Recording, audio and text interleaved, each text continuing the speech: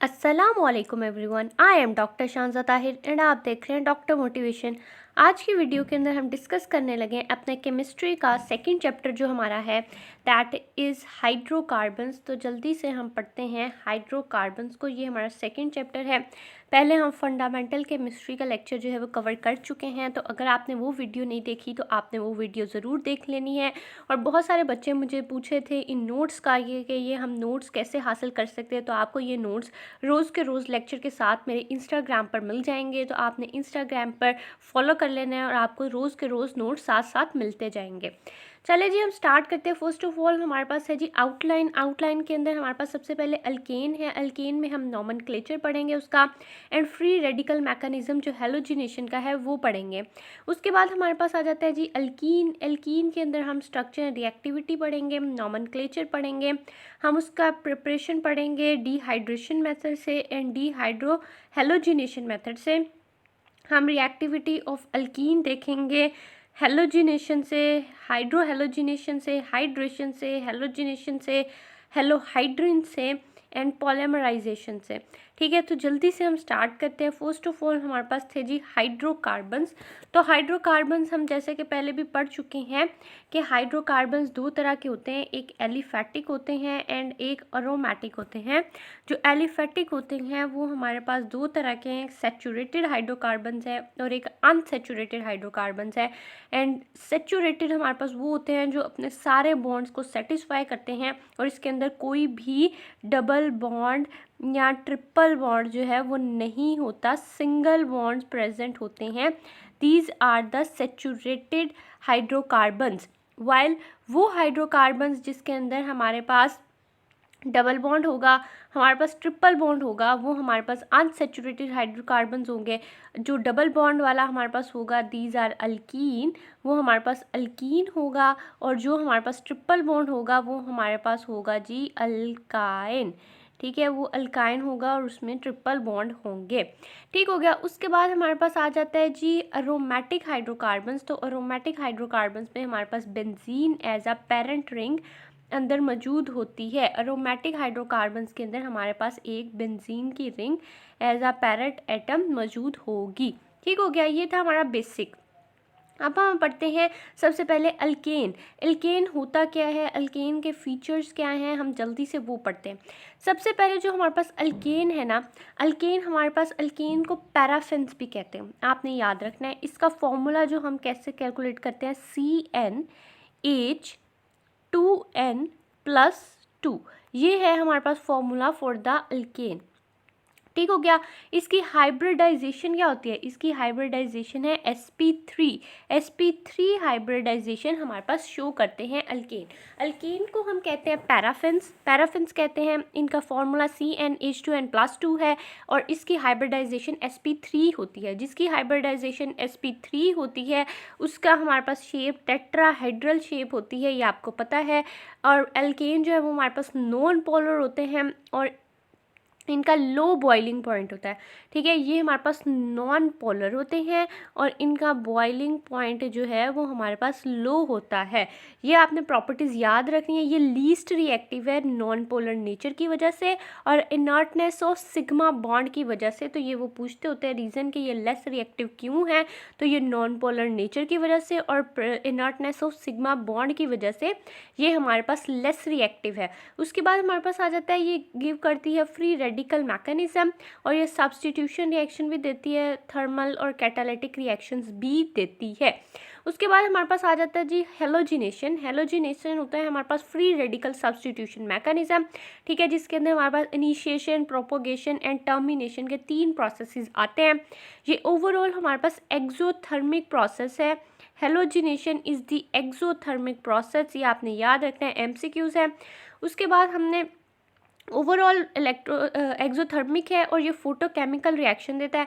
उसके बाद जो इसका हमारे पास रिएक्टिविटी क्राइटेरिया है वो ये है कि जी ये क्लोरीन और ब्रोमीन देते हैं। फ्लोरीन इसलिए नहीं देता क्योंकि वो एक्सोथर्मिक रिएक्शन बहुत वायलेंटली देता है, इसलिए हम फ्लोरीन को इस्तेमाल नहीं करते, इसलिए उसके ऊपर मैंने छोटा सा क्रॉस लगाया हुआ है। और आयोडीन भी नहीं देता क्योंकि वो बहुत स्लो और रिवर्सिबल रिएक्शन शो करता है, इसलिए हम आइडियली इस्तेमाल करते हैं क्लोरीन को एंड ब्रोमीन को for the reaction of halogenation. ठीक हो गया। अब हम वन बाय वन इसके सारे स्टेप्स को देख लेते हैं। सबसे पहले जी हमारे पास आ जाती है कि अगर हम देते हैं एक्सेस, अगर हमने एक्सेस के अंदर दी है जी CH4 यानी मीथेन हमारे पास एक्सेस के अंदर मौजूद है, तो हमारे पास प्रोडक्ट बननी है CH3Cl। ठीक है, मेजर प्रोडक्ट जो है हमारे पास ये बननी है। लेकिन अगर हमारे पास एक्सेस के अंदर क्लोरीन है, क्लोरीन हमारे पास एक्सेस के अंदर मौजूद है, तो तब हमारे पास मेजर प्रोडक्ट बननी है CCl4। तो ये आपने याद रखना है, ये कई बार वो MCQs में दे देते हैं कि एक्सेस के अंदर मीथेन है प्रोडक्ट क्या होगी, एक्सेस के अंदर क्लोरीन है तो प्रोडक्ट क्या होगी, तो ये बातें आपने याद रखनी है। उसके बाद आ जाता है जी हमारे पास free radical mechanism. Free radical mechanism में first of all we have the initiation process.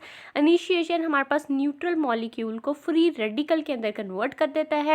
ठीक है, ये वेरी स्लो प्रोसेस है, ये इंडोथर्मिक है और इसके अंदर बॉन्ड ब्रेक होता है। ठीक हो गया।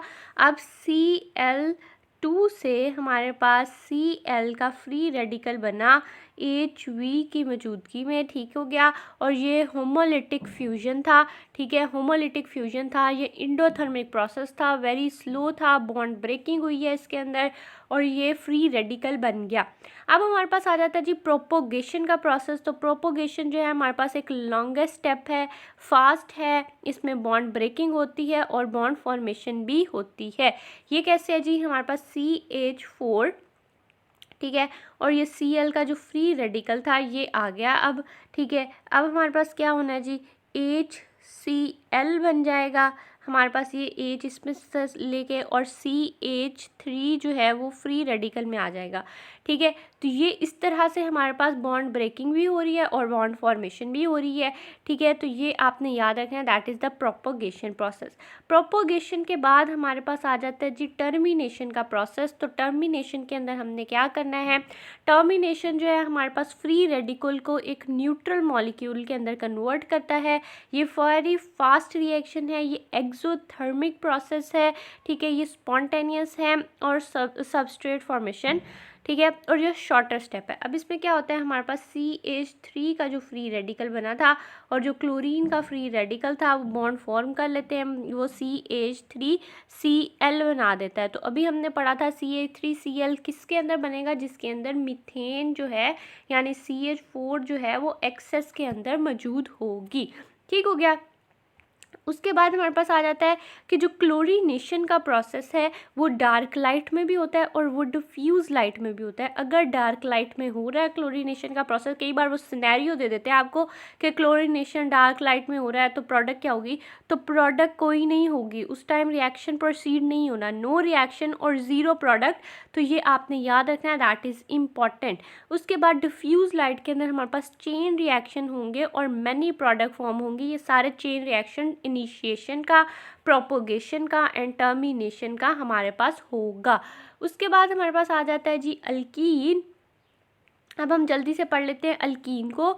अल्कीन के अंदर क्या है जी, अल्कीन्स को हम कहते हैं ओलिफिन्स। जिस तरह से अल्केन को हम पैराफिन्स कहते थे, इसको हम ओलिफिन्स कहते हैं। ये ऑयल फॉर्मिंग प्रॉपर्टी की वजह से इसका हमारे पास जो बॉन्ड कार्बन और हाइड्रोजन फाइंड करने के लिए वो है CnH2n। ठीक है, तो इस तरह से हम इसको फाइंड आउट करते हैं। इसके अंदर एक डबल बॉन्ड होता है जिसकी वजह से इसकी हाइब्रिडाइजेशन sp2 है। ठीक है, आइसोमर ऑफ साइक्लोहेक्सेन, साइक्लोहेक्सेन का ये आइसोमर है और गिव करता है हमारे पास इलेक्ट्रोफिलिक एडिशन रिएक्शन। उसके बाद हम जल्दी से अब इसके रिएक्शंस को देख लेते हैं। फर्स्ट ऑफ ऑल हमारे पास है जी preparation dehydrohalogenation of alkyl halide, ठीक है। ये हमने किस तरह से करनी है, ये हमारे पास है beta elimination reaction. Beta elimination reaction is one of the important reaction, आपने इसको बहुत अच्छे से करना है। ये हमारे पास दो तरह से होता है, एक हमारे पास एल्कोहलिक KOH से और एक हमारे पास एक्वस KOH से। दोनों बहुत इंपॉर्टेंट है, बहुत इंपॉर्टेंट MCQs आते हैं, इनको इंपॉर्टेंट मार्क करें। जो हमारे पास एल्कोहलिक KOH है वो हमारे पास इलेक्ट्रोफिलिक करैक्टर को इंक्रीज़ कर देती है, ठीक है। और जो प्रोडक्ट बनती है वो हमारे पास बनती है अल्कीन, ठीक है। और ये बीटा एलिमिनेशन रिएक्शन है। अब इसमें क्या होता है मैं आपको बताती हूँ। ये हमारे पास R और X है, ठीक है, और हमारे पास KOH है एल्कोहलिक वाला, ठीक है। एल्कोहलिक KOH है और इसके अंदर टेम्परेचर हमारे पास आना है 100 डिग्री सेल्सियस। इसमें प्रोडक्ट हमारे पास बननी है जी अल्कीन बननी है, साथ में हमारे पास KX बनना है और साथ में हमारे पास वाटर बनना है H2O, ठीक हो गया। तो ये आपके पास सारी प्रोडक्ट्स बननी है। आपके पास जो एल्कोहलिक KOH था, एल्कोहलिक KOH और 100 डिग्री सेल्सियस, तो आपके पास प्रोडक्ट बनी अल्कीन, ठीक है। तो ये आपने याद रखना है, ये बीटा एलिमिनेशन रिएक्शन है और इसके अंदर इलेक्ट्रोफिलिक करैक्टर जो है वो इंक्रीज़ होता है। उसके बाद हमारे पास आ जाता है जी एक्वस KOH के साथ। तो एक्वस KOH के साथ आपका न्यूक्लियोफिलिक करैक्टर ज़्यादा होता है, न्यूक्लियोफिलिक करैक्टर ज़्यादा होता है और इसमें जो प्रोडक्ट बनती है वो एल्कोहल बनती है और वो बीटा एलिमिनेशन रिएक्शन था। ये हमारे पास न्यूक्लियोफिलिक सब्स्टिट्यूशन रिएक्शन है। तो ये तीन बातें, हर बात एक MCQs है, तो आपने इसको बहुत अच्छे से याद रखते हैं। हम रिएक्शन देखते हैं। RX था हमारे पास और KOH आपने लगा लिया एक्वस वाला, ठीक है जी। अब प्रोडक्ट आपके पास बन गई है जी एल्कोहल, साथ में आपके पास बन गया KX, ठीक है जी। और ये हमारे पास थी एक्वस KOH के साथ आपके पास एल्कोहल बननी है प्रोडक्ट। न्यूक्लियोफिलिक रिएक्शन है, न्यूक्लियोफिलिक सब्स्टिट्यूशन रिएक्शन है, सब्स्टिट्यूशन रिएक्शन बनेगा आपके पास, ठीक है जी। और ये किस तरह से सब्स्टिट्यूशन है हमारे पास, ये X जो है, रुके मैं कलर चेंज कर लूँ, ये X जो है ये K के साथ मिल गया और ये जो OH था ये आके इसके साथ लग गया। तो ये हमारे पास था न्यूक्लियोफिलिक सब्स्टिट्यूशन रिएक्शन। जबकि इसके अंदर जो था हमारे पास एलिमिनेशन हो रही थी, अल्कीन बन रहा था, डबल बॉन्ड बन रहा था, तो ये एलिमिनेशन, ये बीटा एलिमिनेशन रिएक्शन था।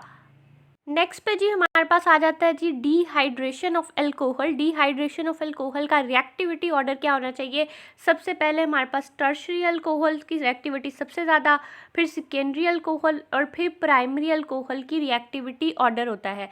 और बीटा एलिमिनेशन रिएक्शन जो है हमारे पास किस तरह से होना है, आपके पास CH2 और यहाँ CH2 है, ठीक है। यहाँ एक H है यानी CH3 था आपके पास और ये OH था, ठीक हो गया। जहाँ पे फंक्शनल ग्रुप लगा होता है, जिस उस पे आपके कार्बन पे फंक्शनल ग्रुप लगा हुआ है, ये आपके पास फंक्शनल ग्रुप है, वो होती है अल्फ़ा और दूसरी होती है बीटा, ठीक हो गया। अब बीटा एलिमिनेशन होनी है इसके अंदर।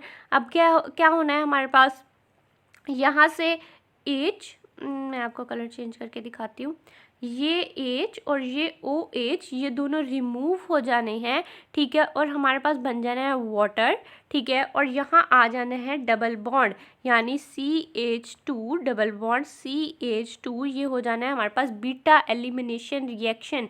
और इसकी हमारे पास जो आपकी है कंडीशंस, उसके अंदर हमारे पास कंडीशंस में आ जाता है कि आपके पास Al2 और O3 आपका कैटलिस्ट इस्तेमाल होगा और 300 डिग्री सेल्सियस आपका टेम्परेचर होगा, तो तब ये रिएक्शन जो है हमारे पास प्रोसीड होगा, ठीक हो गया। उसके बाद जी हमारे पास आ जाता है कि रिएक्टिविटी ऑर्डर भी हमने देख लिया कि सबसे पहले होना है जी टर्शरी, फिर आपके पास सेकेंडरी और फिर आपके पास प्राइमरी होना है, ठीक है जी। उसके बाद हमारे पास आ जाता है कि जो प्राइमरी अल्कोहल है, प्राइमरी अल्कोहल के अंदर हमारे पास 75% H2SO4 चाहिए होता है। प्राइमरी के अंदर आपको चाहिए होता है 75% H2SO4, ठीक है। और आपको टेम्परेचर चाहिए होता है 140 से 170 डिग्री सेल्सियस। जो आपके पास सेकेंडरी होता है उसके अंदर आपको 60% चाहिए H2SO4 और जो आपको टेम्परेचर चाहिए वो चाहिए 100 डिग्री सेल्सियस। उसके बाद जो आपके पास टर्शरी होता है उसके अंदर आपको चाहिए जी 20% H2SO4 और जो आपको टेम्परेचर चाहिए वो चाहिए 80 डिग्री सेल्सियस। तो ये एक एक चीज़ एक एक MCQs है, आपने इसको याद रखना है। डिहाइड्रेटिंग एजेंट हमारे पास कौन से होते हैं, तो उसके अंदर आपके पास आ जाता है जी, उसके अंदर आपके पास आ जाता है जी Al2O3 आ जाता है, आपके पास कंसनट्रेटेड H2SO4 आ जाता है, आपके पास H3PO4 आ जाता है, आपके पास P2O5 आ जाता है। तो ये सारे आपके पास डिहाइड्रेटिंग एजेंट हैं, तो आपने इनके नाम भी याद रखने हैं। बाकी जो अल्कीन के रिएक्शंस हैं वो नेक्स्ट वीडियो के अंदर हम डिस्कस करते हैं। हमारी वीडियो थोड़ी लंबी हो गई है, फिर अपलोड होने में थोड़ा मसला होता है। तो that is all from my side. Thank you so much.